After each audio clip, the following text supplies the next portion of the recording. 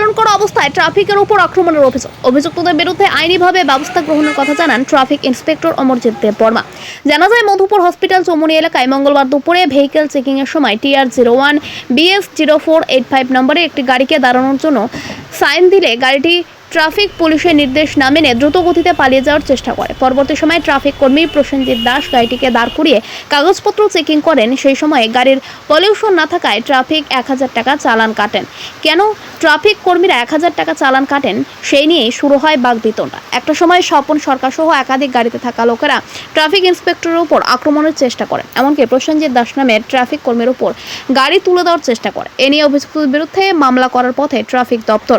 এদিকে অভিযুক্তরা উক্ত ঘটনা থেকে পার পেয়ে যাওয়ার লক্ষ্যে ট্রাফিক কর্মীদের বিরুদ্ধে তাদের কাছে থেকে 2 লক্ষ টাকা ছিনিয়ে নিয়েছে বলে অভিযোগ করে।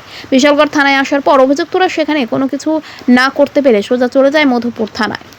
মধুপুর হসপিটাল সময় যায় ভেহিকেল চেকিং যায় বর্তমানে একটি গাড়ি ওনার নাম্বার TR01 BS 0485 গাড়ি ওনার নাম হচ্ছে স্বপন সরকার।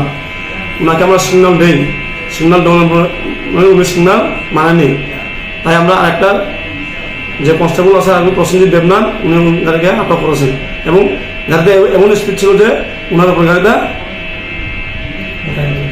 ওখানে চেষ্টা করেছিলাম। যে বর্তমানে আমরা গাড়ি সার্চ করি, সার্চ করে আমরা কিছু পাইনি। তখন আমরা গাড়িতে ভ্যালিড ডকুমেন্ট চেক করি।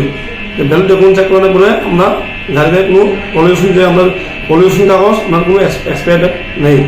আমরা ওনাকে বললাম যে আপনার গাড়ির পলিউশন নাই, আপনার ফান্ড দিতে হবে, নাহলে আপনার কথা আপনার ক্যাশ নেই। এই কথা কারণে উনি আমাদের সাথে খারাপ ব্যবহার ও তর্ক বিতর্ক এবং ট্রাফিক কনস্টেবল প্রসেনজিৎ দেবনাথের উপর আক্রমণ করার চেষ্টা করে।